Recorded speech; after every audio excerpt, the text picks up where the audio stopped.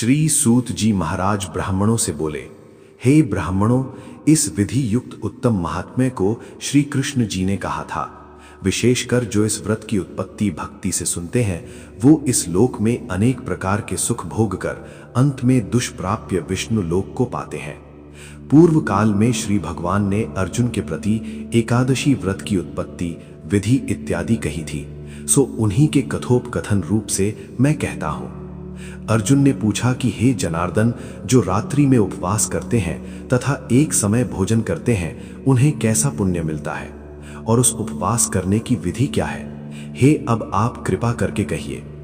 यह सुनकर श्री कृष्ण भगवान ने कहा कि सबसे प्रथम दशमी की रात्रि को दंत धावन करें, अर्थात दिन के 8वें प्रहर में जब सूर्य का तेज मंद पड़ जाए तब दंत धावन करना चाहिए और रात्रि को भोजन न करे। पुनः प्रातःकाल निश्चिंत चित्त होकर संकल्प करे। मध्याह्न में भी संकल्प पूर्वक स्नान करे। नदी, तालाब और वापी, कूप आदि में स्नान करना चाहिए। स्नान के पहले मृत्तिका स्नान अर्थात मिट्टी का चंदन लगाना चाहिए। स्नान करने व्रती पुरुष पतित, चोर, पाखंडों, मिथ्या दूसरों का अपवाद करने वाला, देवता, वेद और ब्राह्मणों की निंदा करने वाला और जो अगम्य गमन करने वाला, दुराचारी, पर द्रव्य चुराने वाला, इन सबसे भात न करे। यदि देवदत्त इनको देख ले तो इस पाप को दूर करने के लिए सूर्य को देखे। स्नान के अनंतर सादर नैवेद्य आदि अर्पण करे। उस दिन निद्रा और मैथुन न करे। दिन तथा रात्रि नृत्य गायन आदि से बितावे। भक्ति युक्त होकर ब्राह्मणों को दक्षिणा देवे और प्रणाम पूर्वक उनसे अपनी त्रुटि को क्षमा करावे। शुक्ल पक्ष की और कृष्ण पक्ष की एकादशी दोनों धार्मिकों के लिए समान है। इन दोनों एकादशी में भेद बुद्धि उचित नहीं। इस प्रकार जो एकादशी व्रत करते हैं, उन मनुष्यों को शंखोद्धार तीर्थ में स्नान करके भगवान के दर्शन से जो पुण्य होता है, वो एकादशी व्रत के पुण्य के 16वें हिस्से के भी बराबर नहीं है।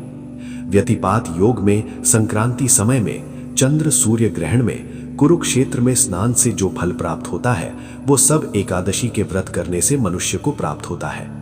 अश्वमेध यज्ञ करने से जो फल होता है, उससे 100 गुना अधिक पुण्य एकादशी व्रत से भी होता है। जिस मनुष्य 1 सहस्त्र तपस्वी 60,000 वर्ष भोजन करे, उसे जो पुण्य प्राप्त होता है, सो एकादशी व्रत से भी होता है। वेद में वेदांग पूर्ण ब्राह्मण को 1000 गौदान करने से जो पुण्य होता है, उससे 10 गुना अधिक पुण्य एकादशी व्रत से होता है। 10 उत्तम ब्राह्मणों को भोजन कराने से जो पुण्य होता है, उससे 10 गुना अधिक पुण्य कन्या और भूमि दान से पुण्य है। इससे 1000 गुना अधिक पुण्य विद्यादान से पुण्य है। विद्यादान से 10 गुना अधिक पुण्य भूखे के अन्न देने से होता है। अन्नदान के बराबर और दूसरा पुण्य नहीं है। इसके द्वारा स्वर्गीय पितर तृप्त होते हैं। इसके पुण्य का प्रभाव देवताओं को भी जानना दुर्लभ है। नत्त व्रत करने का आधा फल एक भुक्त व्रत से होता है। एकादशी को इनमें से कोई करना चाहिए। तीर्थ तभी तक गर्जना करते हैं, दान नियम यम अपने फल को तभी तक घोषणा करता है। यज्ञों का फल तभी तक है जब तक कि 10 एकादशी प्राप्त नहीं हुई है। इस कारण अवश्य एकादशी व्रत करना चाहिए। शंख से जल नहीं पीना चाहिए। मछली और सुआ नहीं खाना चाहिए और अन्न नहीं खाना चाहिए। एक एकादशी के समान 1000 यज्ञ भी नहीं है। अर्जुन ने पूछा, हे देव, आप इस तीर्थ को सब तीर्थों से श्रेष्ठ तथा पवित्र कहते हैं, इसमें क्या कारण है? भगवान ने कहा कि पहले सतयुग में मुर नामक एक भयंकर दैत्य था, जिसके भय से सभी देवता भयभीत थे। उसने इंद्र आदि सभी देवताओं को जीतकर उन्हें उनके स्थान से भ्रष्ट कर दिया था। तब इंद्र ने महादेव जी से कहा कि हम लोग इस समय मुर दैत्य के अत्याचार से पीड़ित होकर मृत्यु लोक में अपना काल बिता रहे हैं और देवताओं की दशा तो कहीं नहीं जाती, सो कृपा करके इस दुख से छुटने का उपाय बतलाइए। महादेव जी ने कहा कि देवराज इंद्र, आप भगवान विष्णु के पास जाइए। महादेव जी के वचन को सुनकर देवराज इंद्र देवताओं को साथ लेकर क्षीर सागर में जहां जगतपति जनार्दन सोए थे, वहां गए। भगवान को सोए देखकर इंद्र ने हाथ जोड़कर उनकी स्तुति की। हे देवों के देव, हे देव पूजित, आपको नमस्कार है। दैत्यों के नाशक मधुसूदन, हे पुंडरीकाक्ष, आप हम लोगों की रक्षा करें। हे जगन्नाथ, दैत्यों से डरकर सब देवता मेरे साथ आपकी शरण में आए हैं। आप हम लोगों की रक्षा करें। आप इस जगत के स्थितिकर्ता, उत्पत्तिकर्ता और संहार करता है। आप देवताओं के सहायक हैं तथा उन्हें सुख देने वाले हैं। आप ही पृथ्वी हैं, आकाश है और संसार के प्राणियों के उपकारक हैं। आप ही संसार हैं तथा संपूर्ण त्रैलोक्य की रक्षा करने वाले हैं। आप देवताओं के सहायक हैं तथा उन्हें सुख देने वाले हैं। आप ही सूर्य, चंद्रमा, अग्नि, हव्य, मंत्र, तंत्र, यजमान, यज्ञ और समस्त कर्मफल भोक्ता ईश्वर भी हैं। इस संपूर्ण जगत में ऐसा कोई स्थान नहीं है जहां आप न होवे। हे शरणदह आए हुए के रक्षक, हे देव देव भगवान, आप हम लोगों की रक्षा करें। इस समय दानवों ने देवताओं को जीत लिया है और उन्हें स्वर्ग से निकाल दिया है। अब देवता लोग अपने स्थान को छोड़कर भूमि में मार मारे फिरते हैं। आप ही उन सबके रक्षक हैं। इस प्रकार से इंद्र के वचन को सुनकर भगवान बोले कि वो कौन दैत्य है जिसने देवों को जीता है? वो कहाँ रहता है? उसका नाम क्या है और उसका बल क्या है? हे इंद्र, ये सब विस्तार पूर्वक कहिए और भय छोड़ दो। यह सुनकर इंद्र कहने लगे कि हे देव, पहले एक बड़ा भारी नाड़ी जंघ नामक दैत्य था, जिसकी उत्पत्ति ब्रह्मवंश में थी और अपने बल से गर्वित होकर देवों को सर्वदा पीड़ित करता था। उसी का पुत्र मरु नामक दैत्य है, जिसकी राजधानी चंद्रावती है। वो नगरी अति सुंदर है। वो दैत्य अपने प्रखर वीर्य से संपूर्ण विश्व को जीतकर और देवताओं को देवलोक से निकालकर इंद्र, अग्नि, यम, वरुण आदि लोकपाल स्वयं बन बैठा है। स्वयं सूर्य बनकर जगत को तपा रहा है। स्वयं पर्जन्य मेघ बन गया है। इस कारण आप देवताओं के लिए दर्दनीय दानव को मारकर देवताओं को विजयी बनाए। श्री भगवान इंद्र के अत्याचार सुनकर अत्यंत क्रुद्ध हुए तथा इंद्र को संबोधन करके बोले कि देवेंद्र, अब आप लोगों को शत्रु भय से शीघ्र ही निर्मूल करूंगा। और हे बलशाली देवों, आप लोग सब मिलकर चंद्रावती पुरी को जाओ। यह कहकर श्री भगवान भी पीछे पीछे चंद्रावती को गए। वहां जाकर देखा कि दैत्याधिपति मुरु अनेक दैत्यों से परिवेष्टित होकर संग्राम भूमि में गरज रहा है। युद्ध प्रारंभ होने पर असंख्य सहस्त्र दानव दिव्य अस्त्र शस्त्रों से सुसज्जित होकर लड़ने लगे। अंत में देवता लोग दानवों से लड़ न सके। तब दैत्यों ने देखा कि ऋषिकेश भगवान रणभूमि में उपस्थित है। उन्हें देखकर अनेक दैत्य अस्त्र शस्त्रों से उन पर टूट पड़े। जब भगवान ने देखा कि देवता भाग गए हैं, तब शंख चक्र गदाधारी भगवान अस्त्र शस्त्रों से राक्षसों को विद्ध करने लगे। उन सर्प समान अस्त्रों से विद्ध अनेक दानव इस लोक से चिर दिन के लिए प्रस्थित हुए, परंतु दैत्याधिपति निश्चल भाव से युद्ध करता रहा।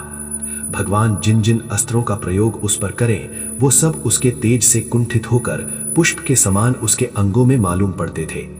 अनेक शस्त्रों के प्रयोग करने पर भी जब भगवान उसको न जीत सके, तब क्रुद्ध होकर परिघ तुल्य बाहुओं से मल्ल युद्ध करने लगे। देवताओं के 1000 वर्ष भगवान ने उससे युद्ध किया, परंतु वो नहीं हारा। तब भगवान शांत होकर विश्राम करने की इच्छा से बदरिका आश्रम चले गए। वहां 48 कोस की लंबाई में विस्तृत और एक द्वार युक्त हेमवती नामक गुफा में शयन करने के अर्थ भगवान ने प्रवेश किया। हे धनंजय, मैं उस गुफा में सोया था। दानव भी मेरे पीछे पीछे उस गुफा में चला गया और मुझे सोता देखकर मारने के लिए उद्यत हुआ। वो समझता था कि आज मैं दानवों के चिर शत्रु, इनको मारकर उन्हें निष्कंटक बना दूंगा। उसी समय मेरे शरीर से अत्यंत सुंदरी दिव्य अस्त्र लिए एक कन्या उत्पन्न होकर दानवराज के सम्मुख उपस्थित हुई, तो दानवराज उससे युद्ध करने लगा और युद्ध में उसकी निपुणता देखकर सोचने लगा कि इस रुद्र रूपा स्त्री को किसने बनाया, जिसके बाण वज्र के समान है। पुनः उन दोनों में घमासान युद्ध आरंभ हुआ। इस मुहूर्त में ही उस कन्या ने दानवराज के अस्त्र शस्त्रों को काटकर उसे रथहीन कर दिया। वो दानव विरथ और निशस्त्र होकर आक्रमण करने के लिए दौड़ा, परंतु भगवती ने उसे मुष्टिका मारकर जमीन पर गिरा दिया। पुनः उठकर कन्या को मारने की इच्छा से दौड़ा। उसे आते देखकर भगवती ने उसका सिर धड़ से अलग करके उसे यमलोक को भेज दिया और उसके साथ ही भयभीत होकर पाताल को चले गए। तब भगवान उठे और सामने हाथ जोड़ खड़ी हुई उस कन्या को देखकर परम प्रसन्न हुए और बोले कि संपूर्ण देवता, गंधर्व, नाग, लोकेश सभी को जीतने वाले इस दुष्ट दानव को रण में किसने मारा है, जिसके भाई से मैंने इस कंदरा का आश्रय लिया था? सो किसने कृपा कर मेरी रक्षा की है? कन्या ने उत्तर दिया कि हे प्रभु, आपको सोया देखकर वो आपको मारना चाहता था कि आपके अंश से उत्पन्न हुई मैंने ही इस दानव का संहार करके देवताओं को निर्भय बनाया है। मैं सर्व शुभ दमनकारिणी आपकी ही महाशक्ति हूं। हे प्रभु, आप बतलाइए कि इसके मारने से आपको क्यों आश्चर्य हो रहा है? भगवान बोले कि हे निष्पाप, ऐसे दानव को मारने में तुझ पर मैं अत्यंत प्रसन्न हूँ। इस समय सभी देवता अत्यंत हर्षित हो गए हैं और तीनों लोकों में इस समय सभी देवता अत्यंत हर्षित हो गए हैं और तीनों लोकों में इस समय आनंद छा रहा है। अतएव निस्संकोच होकर तुम्हारी जो इच्छा हो सो वर मांगो। स्मरण रखो कि देवताओं को दुर्लभ वर भी तुम मांगोगी तो मैं तुम्हें दूंगा। कन्या बोली कि भगवान, यदि आप मुझ पर प्रसन्न हैं और यदि वर देना चाहते हैं तो मुझे वो वर दीजिए कि यदि कोई उपवास करे तो मैं उसके पापों से उसे ताड़ने में समर्थ हूँ, और उपवास से जो पुण्य होता है उससे आधा रात्रि भोजन में होने और उसका आधा पुण्य एक संध्या में भोजन करने वाले को हो। जो मेरे दिन को जीतेंद्रिय भक्ति युक्त होकर उपवास करे सो विष्णु धाम को प्राप्त होवे और अनेक कोटि वर्ष तक वो वहाँ अनंत सुख भोगे। भगवान, यदि आप प्रसन्न हैं तो यही वर दीजिए। ये सुनकर भगवान बोले कि हे कल्याणी, जो तुम कहती हो वो सत्य होवे। जो हमारे और आपके भक्त हैं उनकी कीर्ति जगत में प्रसिद्ध होगी तथा वे मेरे समीप वास करेंगे। हे मेरी उत्तम शक्ति, तुम एकादशी तिथि को उत्पन्न हुई हो, इस कारण तुम्हारा नाम भी एकादशी होगा। एकादशी उपवास करने वाले के संपूर्ण पापों को दूर करके मैं उन्हें उत्तम गति दूंगा।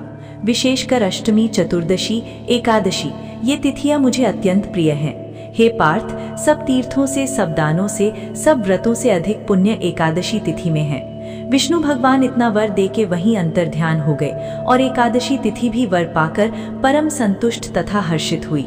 हे अर्जुन, जो मनुष्य एकादशी का व्रत करते हैं मैं उनके शत्रुओं को नाश करके अवश्य उत्तम पद देता हूँ। इस प्रकार एकादशी की उत्पत्ति हुई है। ये नित्य एकादशी व्रत सब पापों को नाश करने वाला है। सब पापों को दूर करने और सब प्रकार के मनोरथ सिद्ध करने के लिए ये एक तिथि प्रसिद्ध है। शुक्ल पक्ष की एकादशी अथवा कृष्ण पक्ष की एकादशी, इन दोनों में भेद करना उचित नहीं, दोनों समान हैं। जो एकादशी का महात्म्य जो सर्वदा श्रवण या पठन करते हैं उन्हें अश्वमेघ यज्ञ का फल प्राप्त होता है। जो विष्णु परायण मनुष्य दिन रात विष्णु के द्वारा विष्णु की कथा सुनते हैं वो अपने कोटि पुरुष के साथ विष्णु लोक में जाकर पूजित होते हैं। जो एकादशी महात्म्य का चतुर्थांश भी श्रवण करता है उसके ब्रह्म हत्यादिक पाप छूट जाते हैं। विष्णु धर्म नहीं है और एकादशी व्रत के समान दूसरा व्रत नहीं है।